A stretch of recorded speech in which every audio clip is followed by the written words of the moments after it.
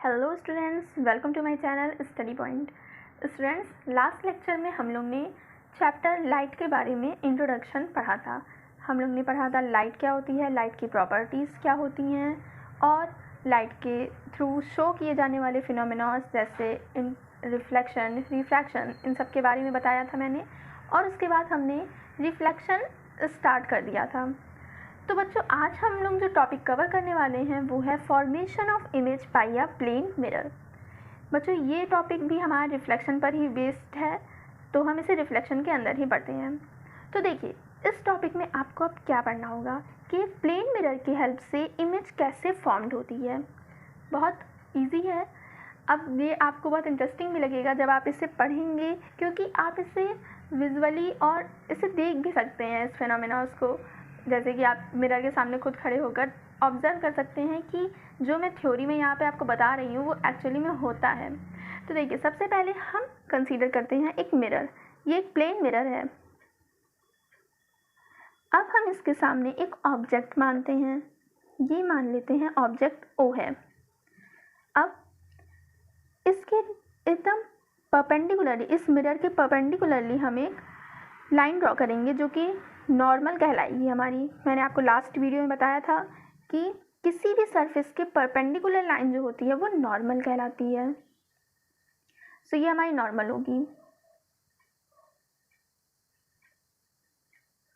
अब हमें करना क्या है कि हमें इस ऑब्जेक्ट से कुछ रेज पास करानी है जो कि मिरर पर फॉल करेंगी।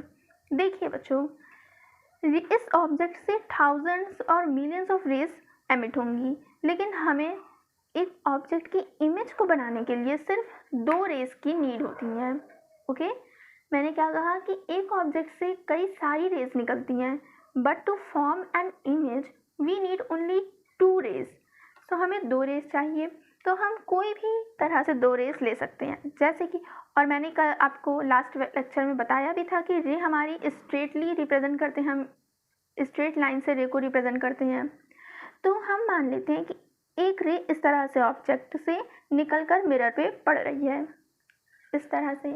अब क्योंकि ये रे जिस पॉइंट पर इंसिडेंट करेगी उस पॉइंट पर हम एक नॉर्मल ड्रॉ करेंगे लॉ ऑफ रिफ्लेक्शन के अकॉर्डिंग। ये मैंने एक नॉर्मल ड्रॉ कर लिया। अब इस एंगल को नॉर्मल और इंसिडेंट रे के बीच में जो एंगल है, ये हमारा इंसिडेंट रे है और ये नॉर्मल है। तो नॉर्मल और इंसिडेंट के बीच का जो एंगल है वो एंगल ऑफ इंसिडेंस कहलाएगा। और जो एंगल ऑफ इंसिडेंस होगा उसी एंगल से ये रे रिफ्लेक्ट हो जाएगी मिरर से। मीन्स ये रे कुछ इस तरह से रिफ्लेक्ट होगी। और ये जो एंगल ऑफ ये reflected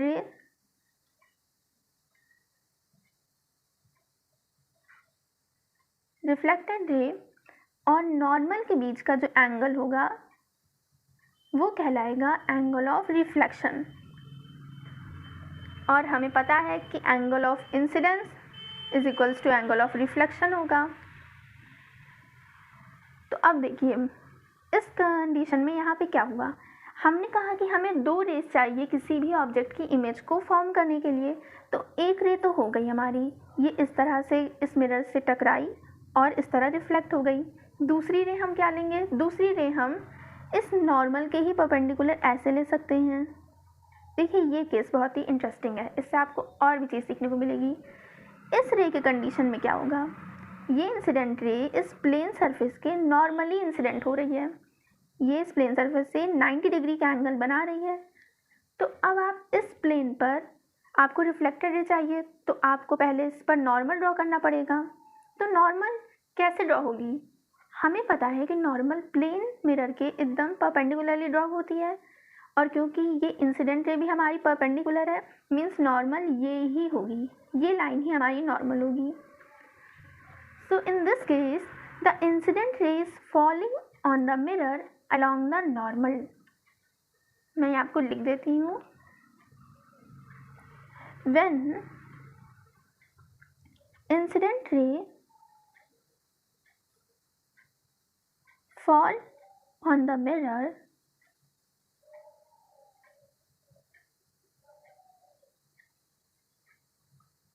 along the normal direction,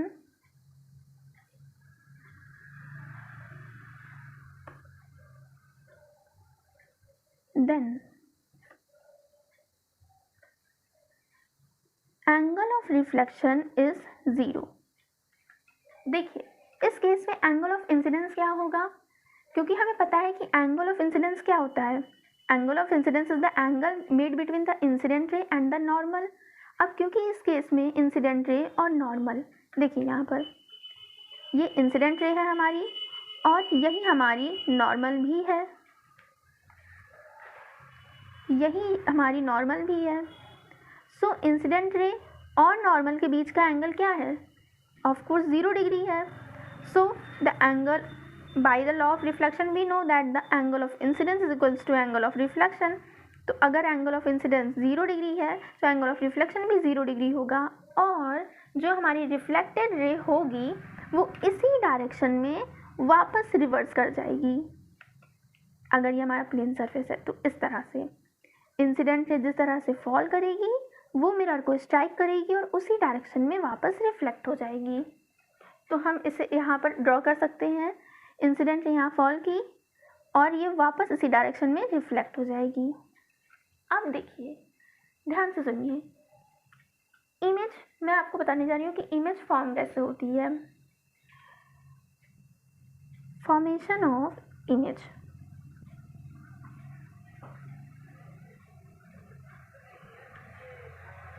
so students, image form होने के 2 केसेस हैं।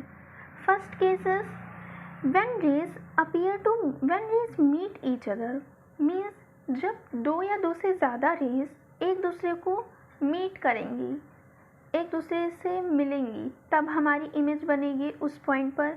और दूसरा case when rays appear to meet other means rays मिलेंगी तो नहीं, लेकिन हम अगर उन रेज को बैकवर्ड प्रोड्यूस करें तो लगेगा कि रेज आपस में मिल रही हैं। जैसे कि ऊपर वाले केस में देख लीजिए आप, मिरर के केस में यहाँ पर रेस, ये हमारी एक रे है इंसिडेंट रे और ये हमारी सेकंड इंसिडेंट रे है। आपको ध्यान रखना है इंसिडेंट रेस को पहले कि ये फर्स्ट इंसिडेंट रे है और ये सेकंड इंसिडेंट रे है।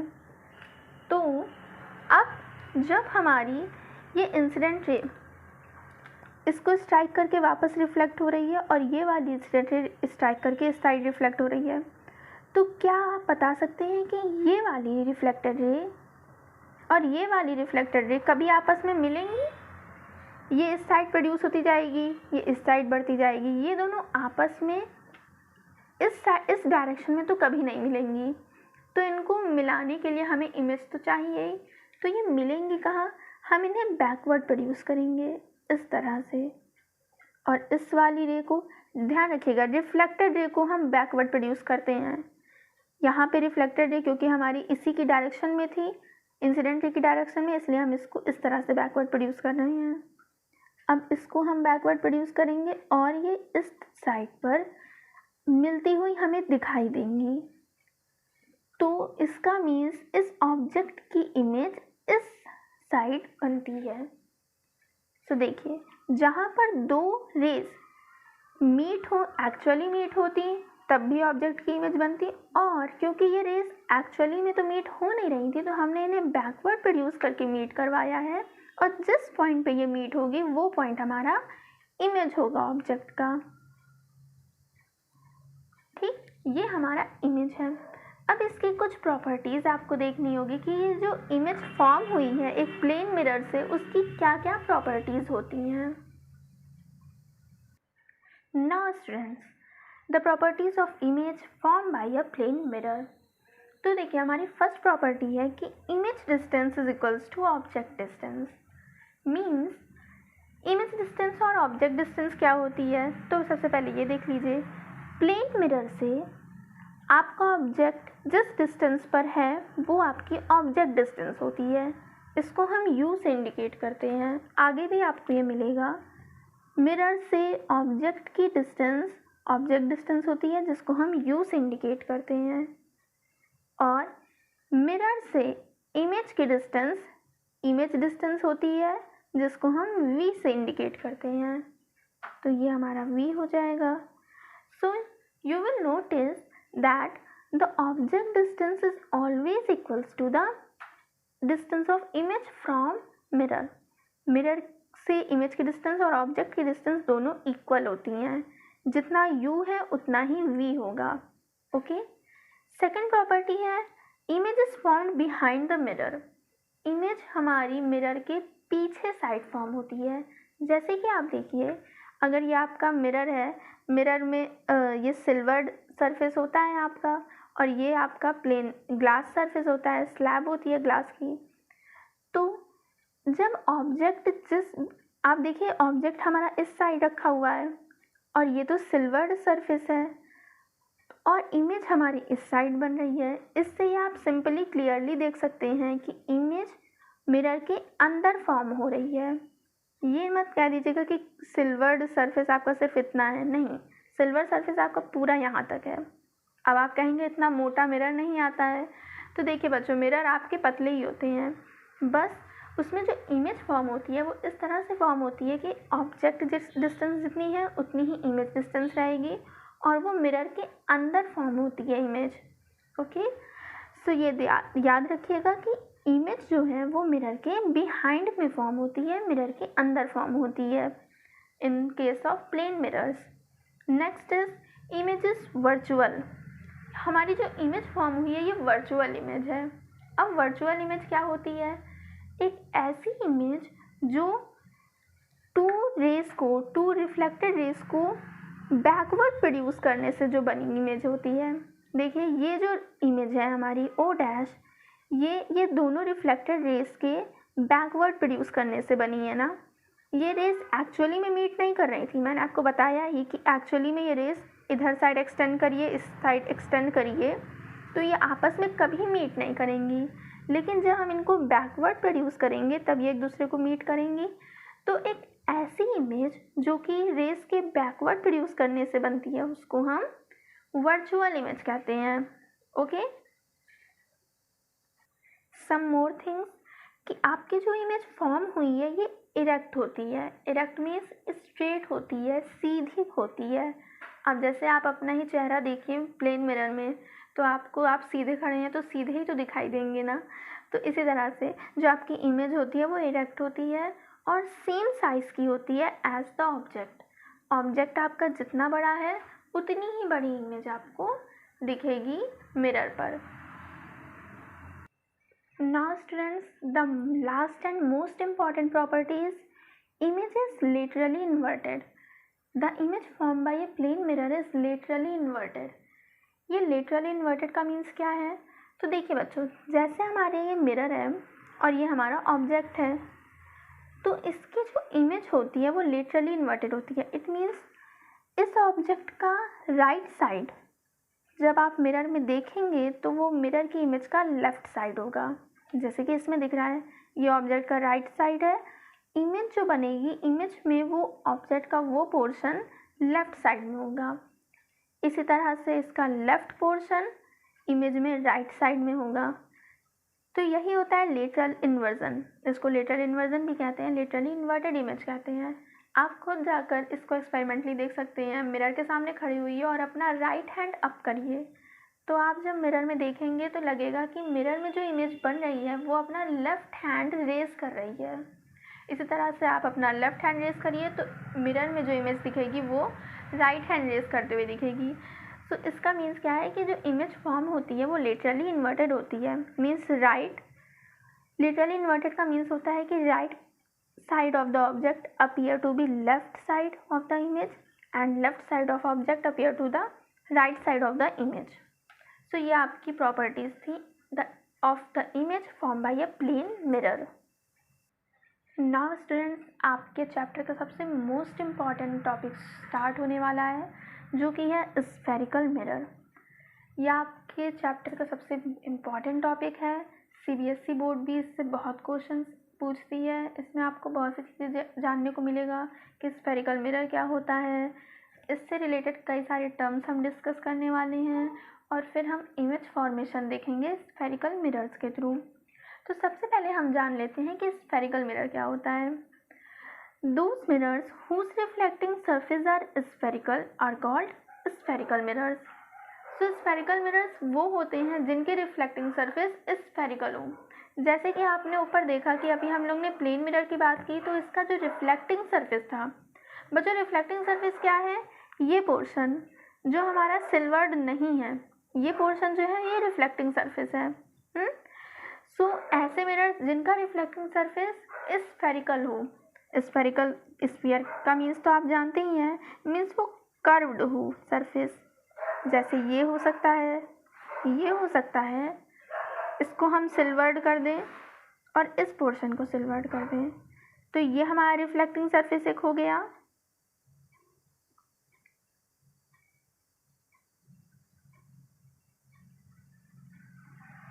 और एक ये रिफ्लेक्टिंग सरफेस हो गया।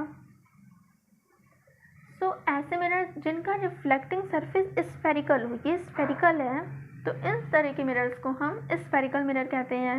एग्जाम्पल के लिए आपके पास घर में एक स्पून्स तो होंगे ही, तो आपके स्पून का जो शाइनिंग कर्व्ड सरफेस होता है वो स्फेरिकल मिरर होता है।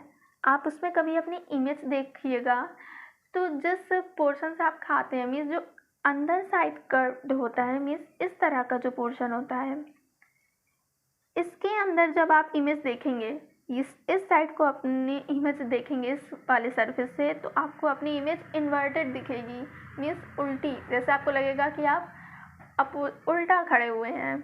और इस साइड से जब आप देखेंगे तो आपकी इमेज एकदम स्ट्रेट दिखाई देगी। अब आप ध्यान से देखिएगा, ऑब्जर्व करिएगा, मज़ा आएगा।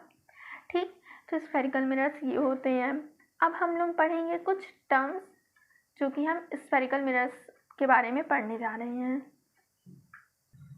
नाउ स्टूडेंट्स, अब हम डिस्कस करेंगे टाइप्स ऑफ स्फेरिकल मिरर्स के बारे में। तो हमारे सिलेबस में 2 टाइप्स के स्फेरिकल मिरर हैं, concave mirror and convex mirror. So first student, we have concave mirrors. A mirror whose reflecting surface is curved inwards is called concave mirror. ऐसा mirror जिसका रिफ्लेक्टिंग सरफेस अंदर की side bend हो, उसको हम concave mirror कहते हैं। तो ये देखिए, कॉन्केव मिरर आपका ऐसा होता है, इसका जो रिफ्लेक्टिंग सरफेस है, ये वाला पोर्शन ये अंदर की साइड बेंड होता है। देन कॉन्वेक्स मिरर आता है। तो a mirror whose reflecting surface is bent outwards is called a convex mirror. ऐसा मिरर जिसकी रिफ्लेक्टिंग सरफेस आउटवर्ड बेंड होती है। फॉर एग्जांपल इस साइड, इस तरह का मिरर जिसकी ये आपकी सिल्वर्ड होगी सरफेस और ये सरफेस होगी, ये रिफ्लेक्टिंग होगी, ये आउटवर्ड बल्ज्ड है। बल्ज्ड हम इसको कहते हैं कि बाहर साइड निकली हुई है। So this is our reflecting surface, this is bulged outwards. So this type of mirror is called convex mirror. Now students, we are going to study about some terms related to spherical mirror. तो हमारा first term जो है वो है पोल। The center of reflecting surface of the spherical mirror is a point called pole. Means आपका जो spherical mirror है उसकी रिफ्लेक्टिंग सरफेस का सेंटर एक पॉइंट होता है जिसको हम पोल कहते हैं। एग्जाम्पल के लिए आपका ये जैसे कॉन्केव मिरर है, इसका रिफ्लेक्टिंग सरफेस ये है, तो इसके सेंटर पे, इस रिफ्लेक्टिंग सरफेस पे एक सेंटर होगा, इस पर एक पॉइंट होगा जिसको हम पोल कहेंगे।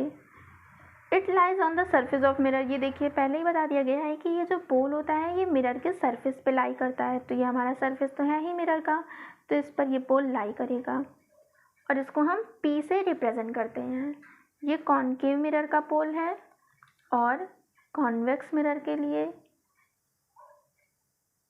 रिफ्लेक्टिंग सरफेस आपका ये है, तो इस पर P पोल लाई करेगा। Next is centre of curvature. So the center of that sphere of which the spherical mirror is a part is called center of curvature. Center of curvature क्या होता है? अब देखिए, जो हमारा स्फेरिकल मिरर है ये किसी स्फीयर का पार्ट होता है। आपका ये जो स्फेरिकल मिरर है ये कैसे बनता होगा? तो क्या किया जाता होगा कि एक स्फीयर लिया जाता होगा ग्लास का,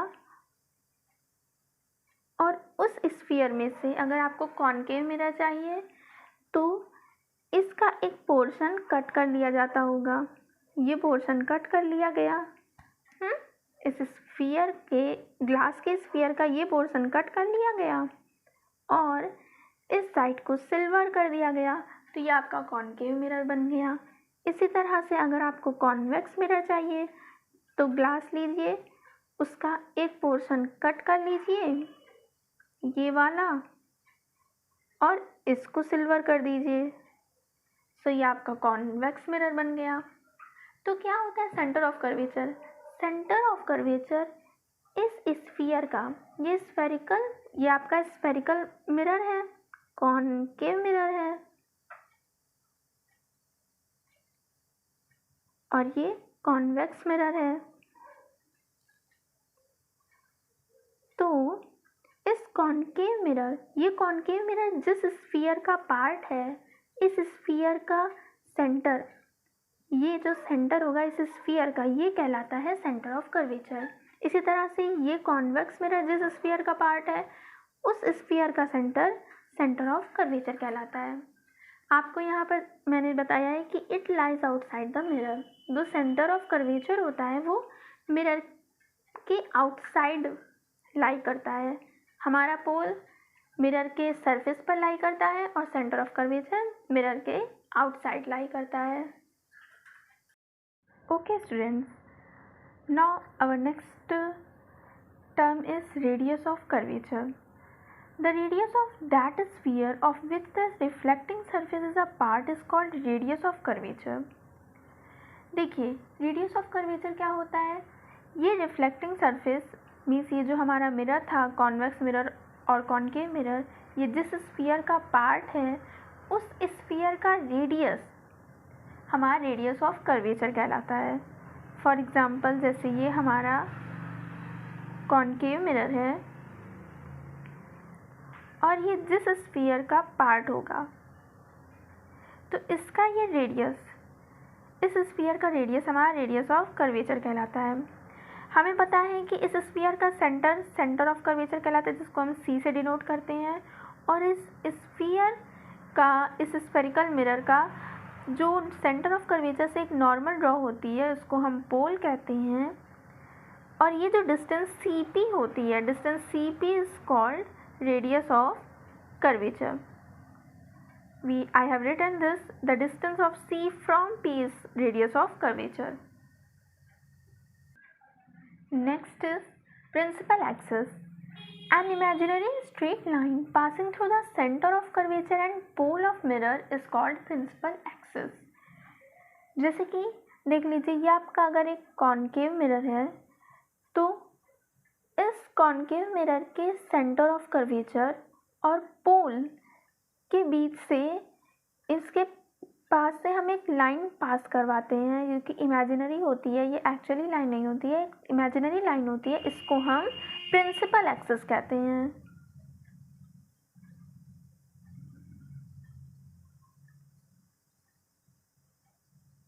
okay, next topic is focus or principal focus.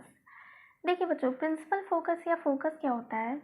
जब हमारे पास कोई कॉनकेव मिरर हो या कॉन्वेक्स मिरर हो, अगर हमारी लाइट रेज, ये हमारा हो जाएगा प्रिंसिपल एक्सिस, ये इसका सेंटर ऑफ कर्वेचर और ये पोल, अगर हमारे पास लाइट रेज हैं और वो सेंटर ऑफ कर्वेचर या फिर प्रिंसिपल एक्सिस के पैरेलल आ रही हैं, मिरर पे फॉल कर रही हैं, जिस तरह से इस टाइप से अगर कोई लाइट रे प्रिंसिपल एक्सिस के जस्ट पैरेलली फॉल कर रही हैं मिरर पे, तो आफ्टर रिफ्लेक्शन जब ये मिरर को स्ट्राइक करेंगी, उसके बाद जब ये रिफ्लेक्ट करेंगी तो ये सभी लाइट रेज एक ही पॉइंट से पास होती हैं, इस टाइप से।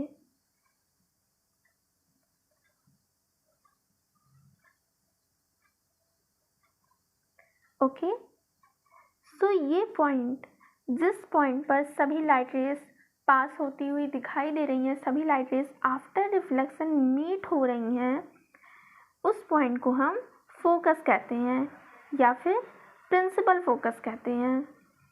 ओके, इसी तरह से हम कॉनकेव मिरर के केस में ले सकते हैं, सॉरी कॉन्वेक्स मिरर के केस में ये हमारा कॉन्वेक्स मिरर है।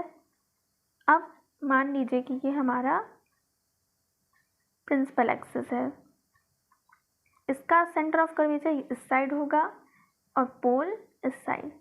ओके, तो अगर रेस तो हमारी इसी डायरेक्शन से आएंगी, ये हमारा सिल्वर्ड पोर्शन है। जब रेस पैरेलली आएंगी प्रिंसिपल एक्सिस के, तो मैंने क्या बताया कि ये इस तरह से, अब देखिए for a concave mirror light rays converge होती हैं एक पॉइंट पर, and for a convex mirror light rays एक पॉइंट से डाइवर्ज होती हैं।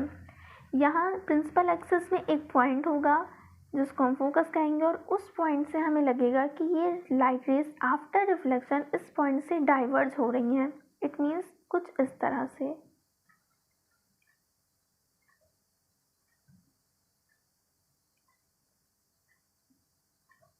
ये देखिए,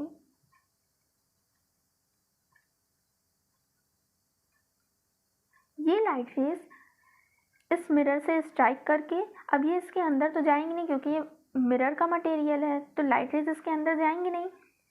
कॉन्वेक्स मिरर में लाइट रेस एक पॉइंट से डाइवर्ज होती हुई दिखाई देती हैं। हमने इसीलिए लिखा यहाँ पे कि light rays moving parallel to each other after reflection through spherical mirror meets at a point. Meets at a point ये कॉनकेव मिरर के केस में है।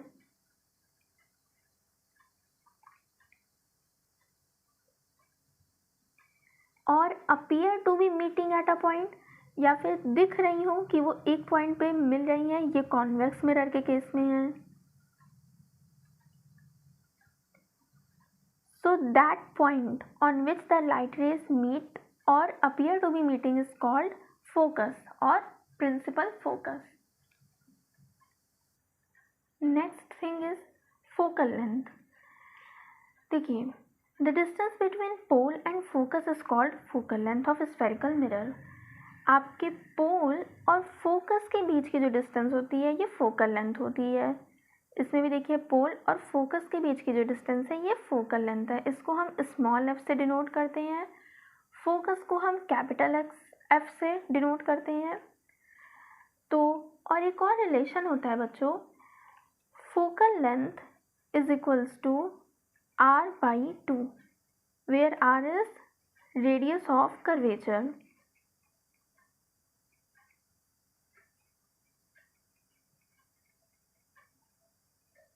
ओके, ये रिलेशन होता है हमारा फोकल लेंथ और रेडियस ऑफ कर्वेचर के बीच में।